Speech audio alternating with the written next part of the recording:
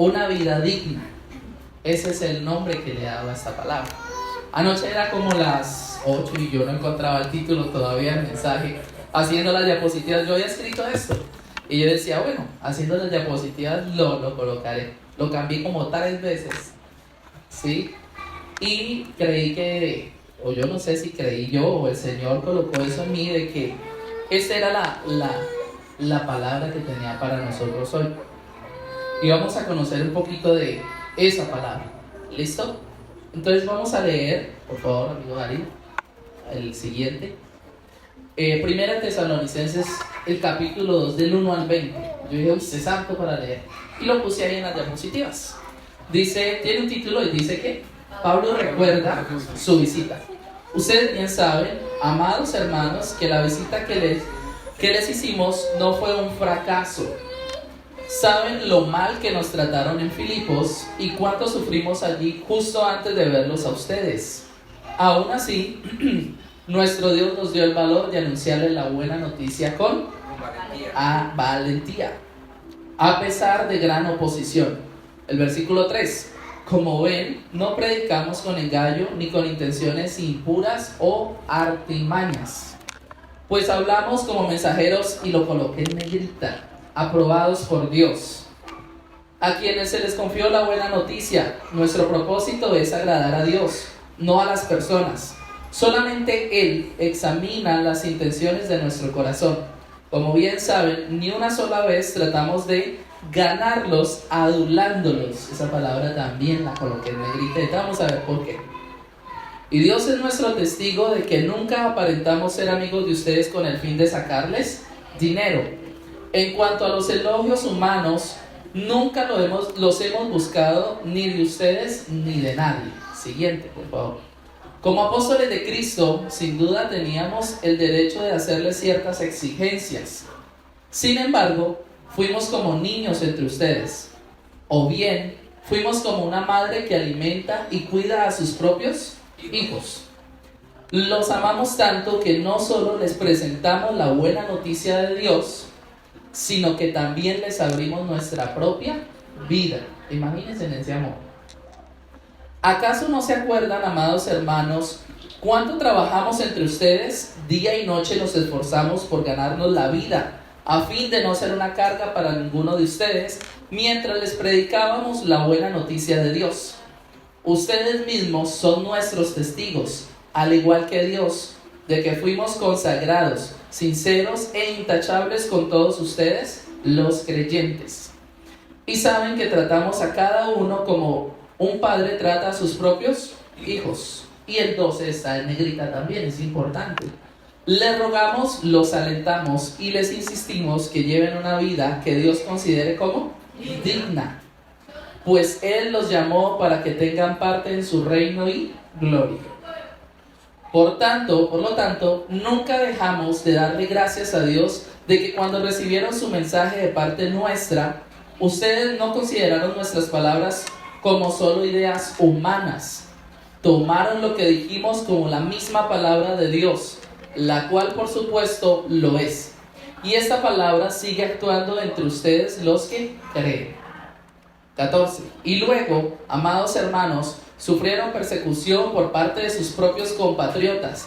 De esta manera imitaron a los creyentes de las iglesias de Dios en Judea, quienes por su fe en Cristo Jesús sufrieron a manos de su propio pueblo, los judíos.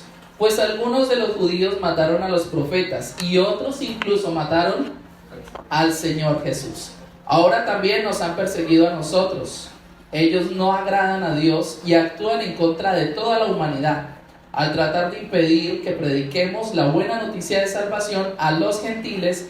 Cuando hacen esto, siguen amontonando sus pecados. Pero la ira de Dios por fin los ha alcanzado. Y ya vamos a terminar. El siguiente. El buen informe de Timoteo sobre la iglesia. Una partecita que no quería dejar por fuera. El 17 dice: amados hermanos, después de estar separados de ustedes por un breve tiempo, aunque nuestro corazón nunca los dejó, hicimos todo lo posible por regresar, debido a nuestro intenso anhelo de volver a verlos. Teníamos muchas ganas de visitarlos de nuevo y yo, Pablo, lo intenté una y otra vez, pero Satanás nos lo impidió. Después de todo, ¿qué es lo que nos da esperanza y alegría? ¿Y cuál será nuestra orgullosa recompensa y corona al estar delante del Señor Jesús cuando Él regrese? Son ustedes. Sí, ustedes son nuestro orgullo y nuestra alegría. Fíjense que hasta ahí leímos todo el capítulo, ¿cierto? El capítulo 2.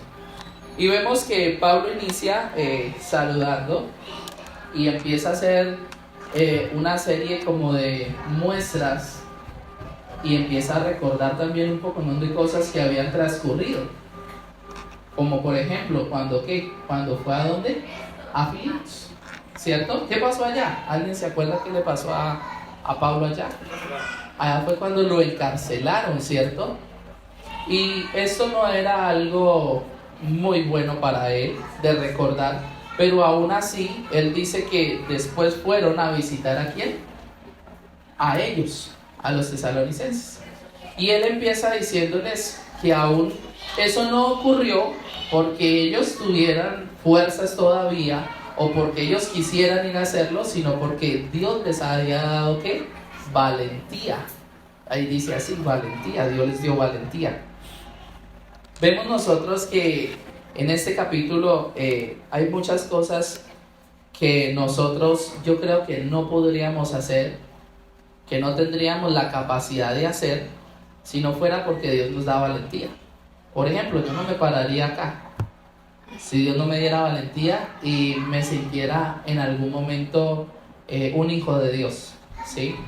No podría pararme aquí, aparte tampoco si no viviera algo de lo que la palabra del Señor nos dice, porque es difícil. Y para el que diga que es fácil, ¿cómo sería de bueno entender cómo hace? ¿Cierto? Que revelara esos tips de cómo vive la palabra del Señor tan fácil en un mundo que está hecho para que usted sea competente, para que usted se muestre, ¿cierto? Para que de verdad, no sé, se adapte a un sistema ya elaborado. Y el Señor, a pesar de todo eso, sigue hablando a todos nosotros y nos sigue mostrando cómo debemos vivir una vida. Y eso me recuerda y me muestra quién era Pablo. ¿Quién era Pablo? ¿Alguien sabe quién era Pablo? Era un perseguidor de la iglesia, ¿cierto? ¿Qué más era Pablo? ¿O qué fue luego? Uno de los que más abrió iglesias y era. Fue una persona también muy usada y respaldada por Dios, a pesar de que no estuvo con Jesús, porque eso dice, él no estuvo con él. Y aún así, él fue una persona que llevó el evangelio a todos los lugares donde estaba. Y habla de Macedonia y por ahí encontré que eso era desde un punto hasta el otro extremo de esa ciudad.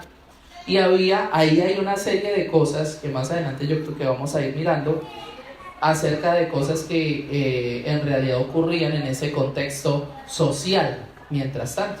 Entonces vamos a mirar quién era Pablo, por favor. Bueno, aquí hay unas preguntas que quiero hacer. Se me había olvidado ese pequeño detalle. Y es que quiero que piensen lo siguiente durante lo que estamos hablando. La primera dice, ¿la vida que llevamos en la actualidad, Dios la considera digna? Piense en eso. La segunda, ¿somos el orgullo de Dios y la alegría de quienes nos leen a nosotros a diario? ¿Usted qué piensa de eso? Son preguntas duras. Créanme que a mí me confrontaron también. Y en un momento estaba preparando esto y como que se me aflojaron las lágrimas. Porque de verdad que a diario somos personas que somos leídas. Y las personas que nos leen pueden ver a Dios o pueden ver mi humanidad y decir qué asco esta persona o qué pereza ser como es esa persona. Y yo creo que lo que menos queremos nosotros es ser leídos de esa manera y decir soy el orgullo de Dios. Dios se enorgullece de verme a mí, Dios siente alegría al verme a mí siempre que actúo, siempre que, no sé, digo alguna cosa, estoy en una conversación con otras personas. ¿Será que hago que enorgullezca Dios su nombre con lo que yo pienso y digo? Mis pensamientos le dan gloria a Dios. Todas esas cosas lo confrontan a uno. Entonces quiero que pensemos en eso. ¿Listo? Entonces la vuelvo a leer. La vida que llevamos en la actualidad Dios la considera digna. Por eso decía el mensaje, el título, una vida digna. ¿Cierto? Y la segunda, somos el orgullo de Dios y la alegría de quienes nos leen a diario. ¿Quiénes los leen a ustedes a diario? Sus hijos, ¿cierto? Esos son los primeros que los leen. Sus padres, sus hermanos, las personas con las que trabaja, las personas con las que usted socializa todos los días, las personas que van en la buseta, las personas que trabajan con nosotros, incluso a veces tienen un concepto de nosotros que a veces nosotros ni nos imaginamos, pero sí se murmura por ahí. ¿Listo? Vamos ahora sí a conocer la vida de Pablo un poco. Entonces fíjense ahí, esta imagen la tomé de Chosen, por ahí la vi y me pareció genial. Dice, ¿quién era Pablo? Nombre judío, ¿era qué? Saulo. ¿Y por qué de Tarso? Porque había nacido allá, ¿cierto? Entonces sería Miguel de Villao o algo así, no sé. Póngale ya su nombre. Nació en Tarso, una ciudad de la actual Turquía. ¿Cuántos quieren ir a Turquía? Ese festival de globos aerostáticos, ¿no? Pero acuérdese de Pablo también, era de por ahí, de esos lados, según la historia. Obtuvo la ciudadanía al nacer, pero ¿cuál ciudadanía? La romana, porque él era una persona que tenía padres también. Y vamos a mirar el contexto ahorita. Creció en un hogar muy respetado y religioso. Él no creció en cualquier hogar, era un hogar muy respetado y religioso. Y ya vamos a ver por qué el carácter de Pablo también era como tan radical, sí. Dice, fue enviado a estudiar en Jerusalén y se convirtió en fariseo. ¿Quiénes eran los fariseos? Nosotros decimos, uy, y lo usamos a veces en la cotidianidad. Ese es un fariseo. ¿Pero por qué? ¿Qué queremos decir? Como alguien hipócrita, alguien tramposo, alguien falso, ¿cierto? Los fariseos consideraban el cristianismo como una perversión del judaísmo, imagínense. Así que Saulo, en ese caso Pablo, Saulo de Tarso, asolaba a la iglesia en un esfuerzo por defender su religión. Eso es como cuando usted defiende un partido político a muerte o un equipo de fútbol a muerte, ¿cierto?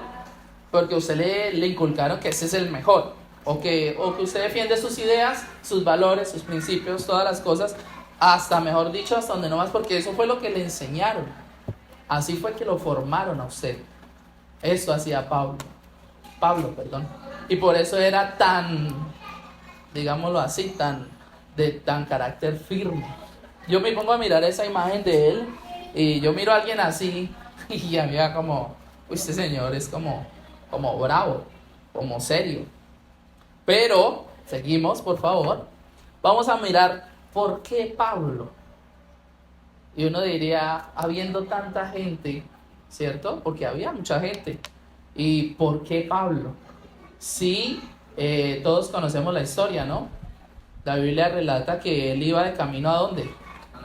A Damasco. ¿Y qué iba a ir a hacer allá? Iba a ir a encarcelar. Tenía autoridad para eso. O sea, no era cualquier lagañamico, dicen por ahí, sino que era de verdad alguien con autoridad. Sí, era una persona de temer. Yo le tendría miedo a alguien así. A alguien que venga con señalar de una vez y tener la autoridad de hacerlo. Eso es una persona de respeto. Dice, Pablo era un apóstol que podía enseñar a los gentiles de naciones no judías. ¿Sí? Mire por qué fue escogido. Uno, por eso. Que podía resistir las críticas de sus propios compatriotas, incluso en la misma iglesia. O sea, que era una persona que también le importaba harto lo que pensaban, ¿no? ¿Usted era así? A uno a veces le importa lo que piensen de uno. No crea. Y uno trata de mantener la cordura. Pero a uno a veces las críticas de imagínense, si las críticas de la propia familia a uno lo afectan. Este señor era alguien muy fuerte en ese sentido. Era capaz de sostenerse aún en medio de esas críticas. Tenía el conocimiento y la capacitación para enseñar tanto a los judíos como a los gentiles de todos los niveles sociales en todo el Imperio Romano. Porque es que no había crecido en cualquier familia. Era una familia muy respetada y religiosa. Y había estudiado. Y si uno dice, uy, una persona estudiada, chévere, porque puede enseñarle a cualquier persona, digámoslo así. Y este señor era uno de esos. Entonces, era capaz de llegar a aquellos que eran muy acaudalados o a aquellos que tenían muy poco. Y más adelante vamos a seguir mirando más. Había sido fariseo y hablaba, imagínense, era casi que un políglota, digámoslo así. Hablaba ¿qué? Hebreo, griego y algo de latín. Tremendo ese Pablo, ¿no? Imagínense. Dominaba casi que 3 lenguas ahí. Y dice, especialmente calificado para cumplir con esa comisión. Yo creo que Dios lo miraría y diría, ah, ya, Pablito. Y Dios me imagino mirando a Pablo y diciendo, ese es de un carácter fuerte. Así como nos miraría a nosotros en algún momento. Ponga su nombre ahí en vez de Pablo. Julanito, por lo menos, Darío. Diego. ¿Sí? Y uno diría, uy, tremendo que el Señor lo mire a uno y piense, este me sirve para algo. Pero no como algo que voy a usar por un tiempo y voy a destrechar cuando ya no me sirva. ¿Sí? Porque Dios no quiere eso de nosotros. Por el contrario, Él quiere que cada día nosotros lo conozcamos más. Que cada día nosotros aprendamos más a ser como lo era Él. A vivir una vida como la que Él dice que debemos vivir. En medio de su palabra, en muchos momentos relata eso. Cómo es la vida que debemos nosotros desarrollar y vivir a diario. Entonces fíjese que el Señor en su infinita misericordia escoge a Pablo y algunos relatan que iba en un caballo. Pero pues la Biblia yo leí no dice eso. No dice que fuera en un caballo. Simplemente que iba camino a Damasco, ¿cierto? No se sabe si iba caminando, corriendo, en un burro, no sé en qué iba. Y una luz, ¿cierto? Él tiene en un momento un resplandor en sus vistas y queda ¿qué? Ciego. Yo me imagino ese hombre ciego, por ahí solo, ¿cierto? Y es llevado de la mano. ¿A dónde? A Damasco. Llega allá, pero puede cumplir su propósito para el que iba. Yo me imagino a Dios diciendo, sí, va para allá. Pues sí, va a llegar, pero no como creía usted. Y tremendo, ¿no? Uno con un carácter así, siendo una persona como tan... Yo analizo a Pablo y yo a veces pienso en mi papá o pienso en a veces como soy yo. Porque a veces siento que tengo un carácter un poco fuerte, como de estricto. Pero eso es por lo que le inculcan a uno también en casa. ¿Sí? Pero un poquito, dicen, un poquitico ahí.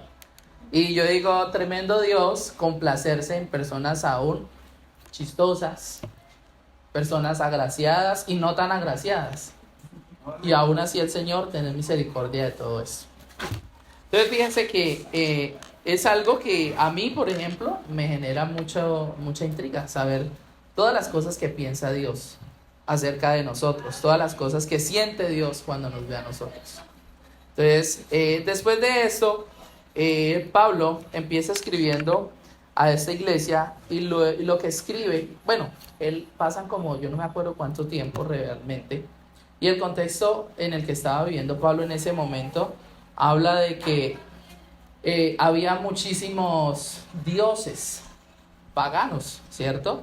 Y se veía mucho la influencia de todo lo que nosotros conocemos como Hércules, Afrodita, todo ese tipo de dioses y de inmoralidad.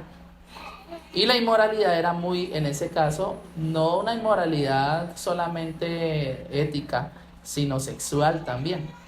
Porque si usted se pone a ver Hércules, Afrodita y todos esos dioses, tienen que ver con eso. Y Pablo más adelante es muy insistente en decirle a la iglesia, pilas con eso, pilas con la inmoralidad sexual. Y hay una parte en la que dice, no vaya y haga cosas como de que usted tenga relaciones con la esposa de uno de sus hermanos, con uno de sus compañeros, digámoslo así. Porque Dios toma venganza de eso y uno queda como, uy, hasta por allá también llegaban en semejantes situaciones. Y empieza Pablo a decirle esas cosas y a mirar el carácter de las personas de una manera, no sé cómo decirlo, como de una manera tan sutil, lo dice, pero que iba generando, iba tocando cada fibra de las personas a las que les estaba hablando allí, en medio de sus cartas, ¿no? Todas esas cartas que escribió. Vamos a mirar la siguiente diapositiva, por favor, Darío. La que sigue. Y fíjense por qué yo había colocado en algún momento en negrita esas palabras. ¿Usted siente que es aprobado? ¿Siente que es aprobado? Piense en eso un momento y mire lo que dice ahí. Aprobados por Dios. Contexto. Todo en su momento, había en su momento muchos hablando de otros dioses, los dioses del Olimpo, los que acabo de nombrar en esto. Y había mucha gente que iba también, así como los siervos de Dios, iban también enseñando acerca de este tipo de dioses, en ese contexto de religión también. Y estaban diciendo, sirvamos a estos dioses, demos ofrendas a estos dioses, creamos en estos dioses. Y había mucha gente que pues escuchaba y creía también a ese tipo de situaciones. Pero Pablo era aprobado por Dios. Pablo ya había tenido un proceso, y no cualquier proceso, porque póngase a pensar que en un momento hasta los mismos apóstoles tenían miedo de Pablo, porque dirían, ¿qué tal que este sea un falso apóstol y lo que venga a hacer es qué? Es venir también a nosotros y apresarnos, o sea, disfrazarse de oveja para poder llegar a ellos. Eso hubiera sido como Troya, si vieron la película. Algo así hubiera sido lo que hubiera podido hacer Pablo. ¿Y quién le dice que no? Pero Pablo pues se acerca a ellos y lo que hace es empezar a dejarse ¿qué? Moldear también. Empieza a mostrar que el carácter de Dios estaba en él. Y después en las cartas él empieza a escribir. Luego, el sujeto que adula, porque ahí había una palabra que decía adulaciones y estaba en negrita, ¿se acuerdan que la nombramos? Dice, ¿quién es un sujeto que adula? ¿Qué es una adulación?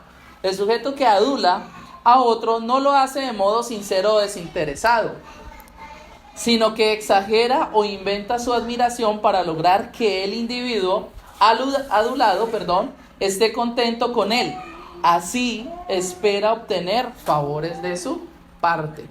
O sea que si yo adulara a alguien, yo sería muy, digámoslo así en términos coloquiales, muy lambón, ¿cierto? Y sería como muy, ¿qué se te ofrece? ¿Qué necesitas? Pero no sería de una manera que desinteresada. Y Pablo, cuando les estaba escribiendo, les decía eso porque habían muchos. Pablo no estaba ahí con ellos. Si se da cuenta, Pablo no estaba con ellos. Y habían muchos otros que venían a juzgar lo que Pablo estaba diciendo o les había enseñado. Y decían de Pablo lo siguiente, decían, él es un adulador, es un engañador, es un mentiroso, es un hipócrita. Yo me imagino toda esa gente hablando pestes de él. ¿Por qué? Porque él no estaba. Y a veces eso ocurre hasta en las mismas iglesias. Cuando no hay alguien, somos capaces de decir muchas cosas, pero no tenemos la capacidad de hacerlas o de decirlas con amor a la persona cuando se es necesario. Y eso sí que de eso sufre mucho la iglesia, porque somos fuertes, y no solo la iglesia, la gente en general. Somos fuertes cuando nadie nos está escuchando, cuando esa persona no está frente a nosotros, pero ¿somos capaces de decirle las cosas con amor a las personas? A mí a veces me cuesta, tengo que reconocerlo, ¿sí? Porque, no sé, siento que puedo llegar a herir la susceptibilidad de esa persona, o no sé cómo lo vaya a tomar esa persona, ¿sí? Y a veces creemos tener la razón y por eso evitamos ese tipo de situaciones. Entonces, algunas veces cuando uno adula a alguien, en realidad no es sincero. Cuando adulamos a alguien no estamos siendo sinceros, ¿sí? Podríamos decir eso de un político. Hay mucha gente que los adula en su momento, pero ¿por qué creen que es?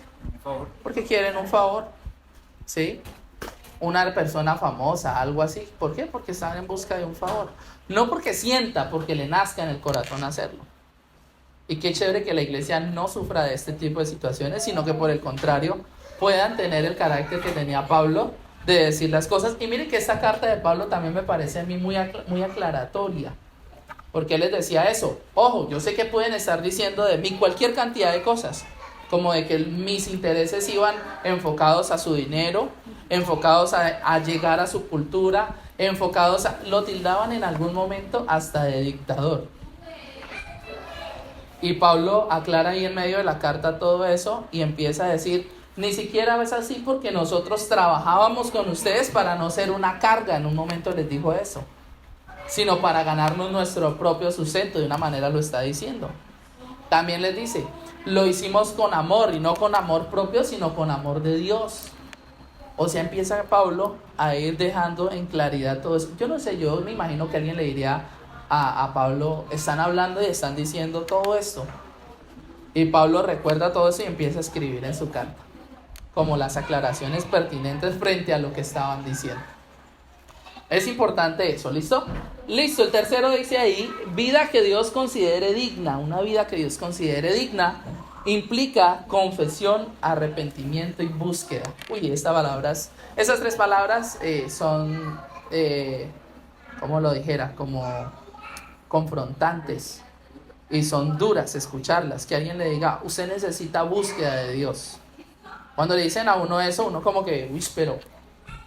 Y uno, lo primero que hace usted cuando le dicen eso, ¿usted qué es? Ay, no, usted buscará mucho. Mire quién habla, sí, será muy santo. Pero lo hacemos. A mí me ha pasado. Me han dicho, uy, le falta. Y yo, ¿qué quiere? ¿Qué más quiere? Pero que le digan a usted, confiese. La confesión es más dura todavía, ¿cierto? Porque cuando uno es capaz de confesar, es liberador también, trae libertad. Cuando uno es capaz de confesar cualquier tipo de situación. En estos días veía un testimonio de alguien, pastor de Uganda, que hablaba de eso. Yo lo confrontaba a él y le decía cosas como las siguientes, y me sentí aludido en algunas de esas. Y decía que Dios le había hablado a él específicamente y le decía, la manera en que miras a tus hermanas en la iglesia misma. Y yo, uy, tremendo. ¿Cómo miro yo a mis hermanas en la iglesia? Eso es parte de una confesión. La manera en que tratas a las personas por su estrato social. Eso también necesita uno confesarlo. Porque dependiendo de, yo mire cómo es la persona, qué tipo de, así mismo las tratamos, así mismo les hablamos. Y Dios no vino a eso. Dios les habló a todos con la misma palabra. Y eso lo confronta a uno, ¿cierto? ¿O no se siente confrontado usted? Y decir, uy, ser capaz de confesar algo, empecemos por ahí, a nuestra propia pareja, a las personas que nos rodean, confesarles, mire que yo lo miré a usted mal por tal y tal cosa, o yo pensé que usted era una persona ta. Cuando yo soy capaz de, primero, confesarlo, y cuando tenemos la capacidad de recibir esa confesión también, porque a veces es difícil también, es por eso confesarnos, porque uno dice, yo soy capaz de confesarlo, pero ¿cómo lo recibe la otra persona? ¿Usted se aguantaría que alguien le diga lo malo suyo sin decir nada? ¿Quedarse callado? Para mí eso es poner la otra mejilla, quedarme calladito escuchando lo que las personas ven malo de mí. Es difícil, y por eso yo digo que también la confesión se hace difícil, porque uno piensa a futuro, uno dice, uy, ¿cómo irá a reaccionar esa persona cuando yo le diga que ta? Eso es difícil, y es confrontante en gran manera. Y está el arrepentimiento también. Fíjese que el arrepentimiento, a veces lo confundimos, y eso nunca lo voy a olvidar. Alguien lo predicó, un amigo, y hablaba de que a veces el arrepentimiento de nosotros no es arrepentimiento genuino, sino que es remordimiento. Porque a veces no nos arrepentimos de verdad, sino que nos remordemos de lo que pasó. Y tratamos como de retomarlo, pero muy superficialmente. No ahondamos en generar verdaderamente un arrepentimiento real, que es lo que Dios nos dice que debemos hacer. Y eso genera también ser capaz de pedir perdón. Y es difícil. Yo creo que una de las cosas más difíciles que hay es ir a pedirle perdón a otro. Y más Si usted no cometió su propio error, si usted no fue el que cometió el error, usted dice, no, yo por qué tengo que ir a pedirle perdón a esa persona. Lo correcto sería que esa persona viniera y me pidiera perdón a mí. Y lo digo porque a mí me pasa. Aquí me va a confesar yo también, no crea. Mi esposa me dice, uy, amor, tú eres muy orgulloso y debes pedir perdón. Y yo, amor, pero si yo no fui el que cometió el error, ¿por qué tengo que pedir perdón yo? Ese tipo de cosas. Y ahí está. Dice alguien, y lo ha dicho Diego en algún momento también, la persona que mejor lo conoce a uno es la persona que más palo también le da. Y esa es la esposa también. O esos son los muy cercanos, los muy allegados a cada uno de nosotros. ¿Vamos hasta ahí bien? Listo. Gracias. Sigamos. En Primera de Tesalonicenses 4:1 dice ahí lo siguiente, por favor. La cita que tenemos de Primera de Tesalonicenses 4:1. Dice: finalmente, amados hermanos, los alentamos en el nombre del Señor Jesús a que vivan de una manera que vivan de una manera que le agrada a Dios, tal como les enseñamos. Ustedes ya viven de esta manera y los animamos a que lo sigan haciendo aún más. ¿Quién les decía? Pablo, ¿a quiénes? A los tesalonicenses, ¿cierto? Les estaba diciendo, los animamos, aunque ya lo hacen, a que lo sigan haciendo. Ahora bien, vuelve a decir, vivan de una manera que agrade a Dios. ¿Y cuál es la voluntad de Dios? Piensa uno, ¿cuál sería la voluntad de Dios? ¿Qué piensan ustedes? ¿Cuál es? La Biblia dice que es agradable y perfecta, pero ¿cuál es la voluntad de Dios para nosotros? Que lo amemos, que seamos unidos, ¿qué más? Que nos ayudemos. Mire que yo me puse a mirar y encontré lo siguiente, y es que la voluntad de Dios es que seamos santos. ¿Y qué implica la santidad? Dijo alguien por acá que predicó hace poco de eso. Ser santo es ser apartado. Y apartado aún viviendo en medio de todo lo que tenemos que vivir a diario en el mundo. ¿Es fácil apartarse? Porque usted tiene compañeros de trabajo, tiene compañeras de trabajo que de una u otra manera también empiezan a ¿qué? A influir en la vida de uno. Pero en medio de todo eso tenemos que nosotros aún permanecer siendo santos. Y esa es la tarea para mí, yo considero una de las tareas más difíciles. Pero no estamos solos para lograrlo, ¿cierto? Podemos apoyarnos en una persona, porque no todos tenemos la capacidad de dar un consejo sabio o un consejo a tiempo, pero sí hay personas que lo pueden hacer. No todos, y la Biblia lo dice, no a todos se les es dado tal cosa, tal cosa, tal cosa. Por eso habla de como cuerpo de Cristo. Y cada uno somos una partecita y ayudamos en alguna de esas situaciones también. ¿Hasta ahí vamos claros? Listo.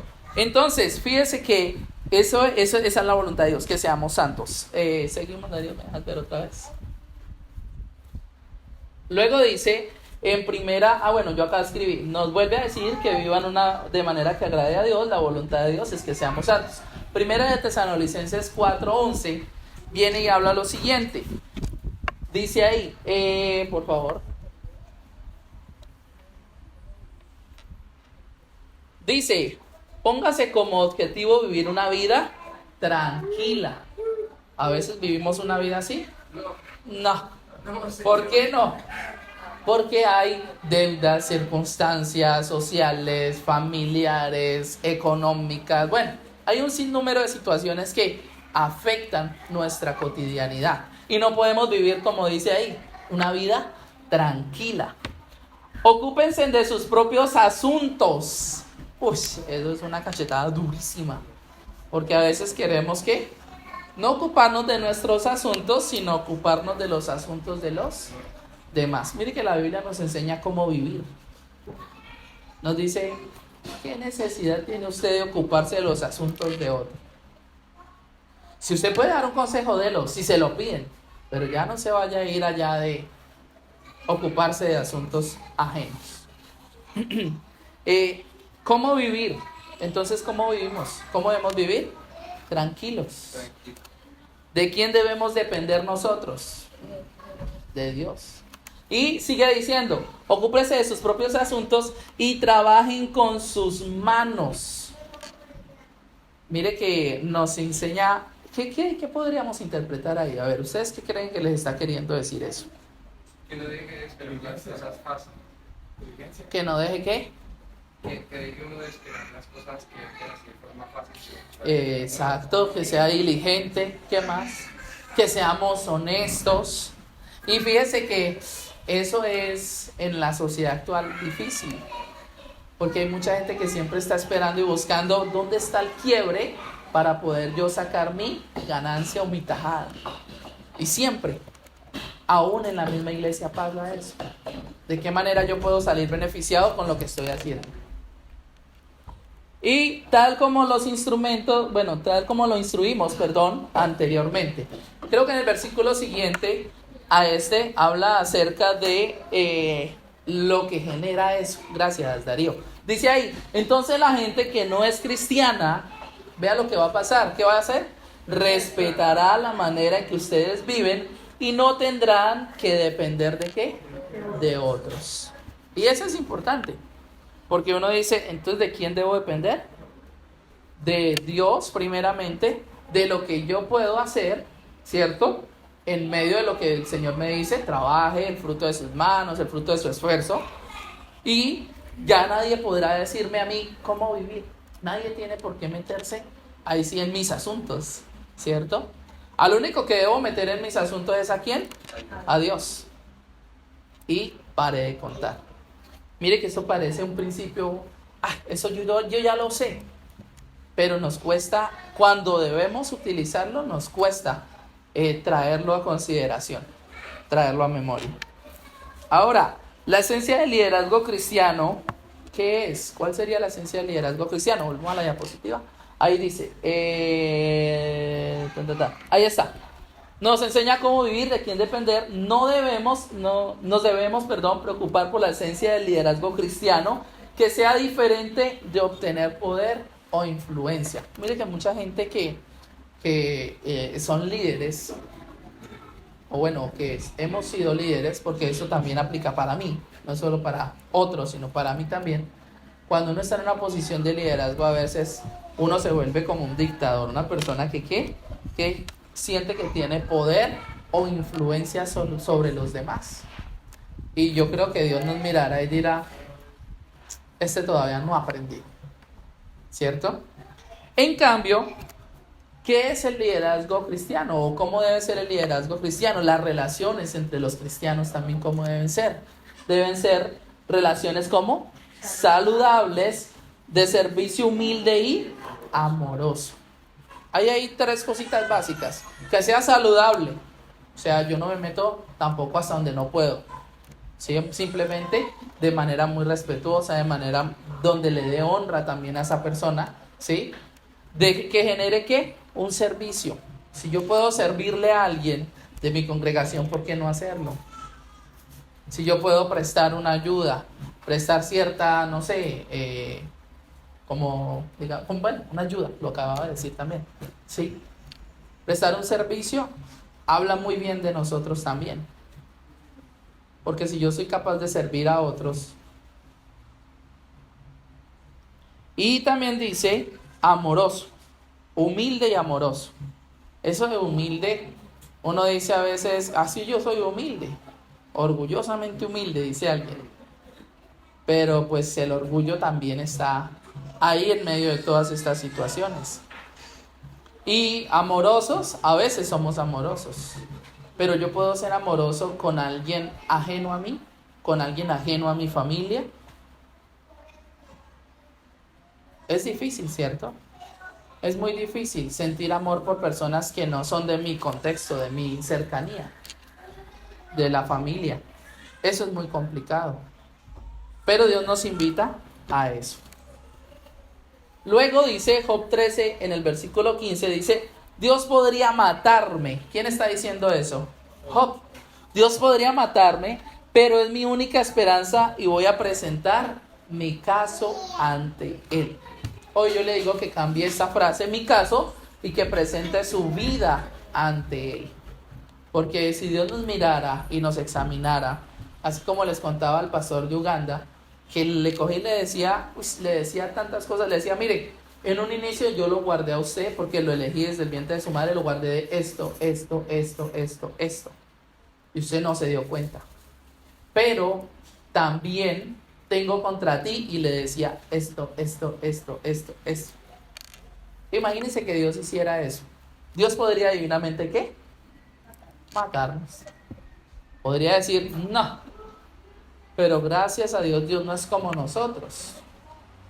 Porque si Dios fuera como yo, o fuera como alguno de ustedes, quién sabe qué cosas ya hubieran pasado en nuestra vida, ¿cierto? O quién sabe cuántas veces ya hubiéramos sufrido el castigo por parte del Señor, o el trato del Señor, para no decir el castigo, porque suena como Dios castigador. Pero Dios es amor, pero asimismo también, ¿qué? Es un Dios de justicia, un Dios de orden, un Dios de amor. Entonces yo no tengo nada más sino confiar en el Señor. Nada más. Y Job no estaba viviendo una vida en su momento muy alegre, ¿cierto? ¿Qué le estaba pasando a Job cuando estaba diciendo esto? Me ha caído la roya. Estaba con miles de problemas encima. Y hoy yo no sé, usted puede tener miles de problemas, miles de situaciones del pasado que todavía están generando este tipo de situaciones, pero la única esperanza que tenemos es ¿quién? Dios. Él es nuestra única esperanza y no tenemos a nadie más a quien acudir. Darío, por favor. En 1 Tesalonicenses 4:8 dice: por lo tanto, todo el que se niega a vivir de acuerdo con estas reglas no obedece enseñanzas humanas, sino que rechaza ¿a quién? A Dios. ¿Y usted sería capaz de rechazar a Dios? Uno dice que no, pero lo hacemos. Lo hemos rechazado. Y es difícil aceptarlo, pero a diario lo hacemos. Uno dice, uy, no, pero ¿cómo fue capaz de negar a Jesús? Yo no hubiera negado a Jesús, pero todos los días lo negamos. Cuando nos avergonzamos del Evangelio, cuando mentimos, cuando hacemos cosas indebidas, estamos negando al Señor. Y esa es una manera de usar su santo nombre en vano. Uno creería que, yo no juro en vano, pero pues sí hacemos ver el nombre del Señor como algo como algo ilegítimo, digámoslo así. Y dice, sino que rechaza a Dios, quien les da el Espíritu Santo. Y hablar del Espíritu Santo, aquí yo escribí algo y ahí también lo coloqué ahorita, y es lo siguiente: ¿cómo saber que un cristiano de verdad tiene al Espíritu de Dios en su vida? ¿Usted cómo cree que puede ver eso? Ahí escribí lo siguiente: hemos creado en las iglesias un sinnúmero de experiencias a las que llamamos el Espíritu Santo. Eso para mí fue confrontante decirlo, porque hay gente que dice, yo sentí el Espíritu Santo, yo vivo en el Espíritu, pero ¿de verdad estamos hablando del Espíritu Santo de Dios? Hay iglesias que generan un poconón de situaciones y experiencias que tocan las partes emocionales de las personas, y a eso le llaman el Espíritu de Dios. Eso es tremendo. Jugar con las emociones para generar este tipo de acercamientos llamados Espíritu Santo, difícil. Si tenemos y vivimos en el Espíritu Santo, empezaremos a ver una verdadera guerra interna. Cuando usted está viviendo una guerra interna entre hacer lo malo y no hacerlo, ¿qué cree que lo está empezando ahí a trabajar a usted? El Espíritu de Dios, ¿cierto? Dice ahí también, cosa que no sucedía antes en nuestras vidas. Antes usted podía pecar deliberadamente y no pasaba nada. Usted sentía, mi día sigue como cualquier otro de los días que yo vivo sobre la tierra y no pasa nada. Pero cuando hay conciencia y el Espíritu de Dios es el que genera esa conciencia, entonces ya nosotros empezamos a vivir una guerra interna en nuestro corazón. ¿Sí les ha pasado? Como que, un ejemplo, me pasó a mí, por eso les digo, yo me confieso y lo confieso aquí. Me pasó a mí, recién casado, me dieron mal las vueltas, pagando con uno de 20, me dieron vueltas de uno de 50. Yo salí feliz. Yo, uy, bendito Dios. Imagínense. Y llegué a la moto y mi esposa me estaba esperando ahí en la moto y le conté a ella, le dije, uy, amor, me dieron mal las vueltas. Y mi esposa llegó y me dijo, te quedó mirándome a la cara y me dijo, devuélvase y entréguelas. Y yo me quedé mirando y dije, pero amor, es que si se equivocó, ¿quién lo manda? No saber sumar, hacer las cuentas bien. Y ella llegó y me dijo, amor, devuélvelas porque si fueras tú quien se estuviera quedando en descuadre, ¿te gustaría? Y a veces no pensamos eso, sino pensamos en nuestro propio beneficio y no en eso. Yo dije, uy, no. Después yo ahorita me pongo a pensar y el Espíritu de Dios estaba ahí en Camila y me estaba diciendo a mí, pilas. Y lo que les decía, a veces quien más palo le da a uno es la esposa, porque lo conoce a uno también. Entonces uno dice, bueno, el Espíritu de Dios es algo increíble, porque es que genera mucha conciencia en nosotros, aun cuando nosotros en nuestro pensamiento, en nuestra humanidad, en nuestro razonamiento, no las vemos de esa manera. Entonces siempre que le pase eso, siéntase mal. ¿Pero por qué se va a sentir mal? Porque es el Espíritu de Dios el que lo está redarguyendo en ese momento. Cuando usted empiece a hablar mal de otro también, piense que hablarán de usted. Ahora, ya vamos a terminar. Dice, podríamos entonces considerar mejor los sacrificios que la obediencia. Y hay mucha gente que con eso vive. Prefieren sacrificar muchas cosas antes que obedecer al Señor. Antes que de verdad entregar su vida al Señor y reconocer todo lo que hemos dicho. Que somos pecadores, que somos injustos, que merecemos la muerte. Hay gente que prefiere un sacrificio antes que ¿qué? Que la obediencia. Y fíjense que Gálatas del 11 al 23, pero acá vamos a leer solamente estos dos. Es algo que también estaba diciendo Pablo y resalté esto. Dice, ustedes saben cómo me comportaba cuando pertenecía a la religión judía. ¿Era bien qué? Fariseo. Era bien fariseo. Y cómo perseguía con violencia a la iglesia de Dios. Hice todo lo posible, ¿por qué? Destruirla. Y Dios diciendo, hágale papito, tranquilo. Hágale que ya le va a llegar su momento también. Así le puede estar pasando a usted. Se puede estar gozando de muchas cosas que vive en su cotidianidad. Y el Señor está diciendo, a ese le llega también su momento. Y le pasa a uno. Luego dice, yo superaba ampliamente a mis compatriotas judíos en mi celo por las tradiciones de mis antepasados. O sea, era el más empedernido en hacer cumplir ¿qué? Sus tradiciones y la ley. Lo que para él estaba correcto. Defendía a muerte a capa y espada. El 15 dice, pero aún antes de que yo naciera, antes de que José, antes de que cada uno de ustedes naciera, Dios me eligió y me llamó por su gracia maravillosa. Luego le agradó revelarme a su Hijo para que yo proclamara a los gentiles la buena noticia acerca de Jesús. Fíjense que usted y yo tenemos una tarea y es proclamar ¿qué? Las buenas noticias de Dios. Y es a Jesús a quien debemos presentar. Entonces, piense en eso, piense en lo que estamos diciendo, piense en las preguntas que habían ahí. Por favor, Darío, si las puede volver a colocar. Piense en eso y pídale al Señor que todas las cosas que usted haga, ¿cierto?, sean una manera de vivir digna para Él. Generen dignidad en nuestra vida y que Dios nos vea con ojos de agrado cuando nos vea a nosotros. Y aparte de eso, que seamos el orgullo de Dios y la alegría de quienes nos leen a diario. ¿Acerca de quiénes? Ya lo dijimos. Todas las personas con las que convivimos y las que estamos a nuestro alrededor. Vamos a ponernos de pie y vamos a darle gracias a Dios.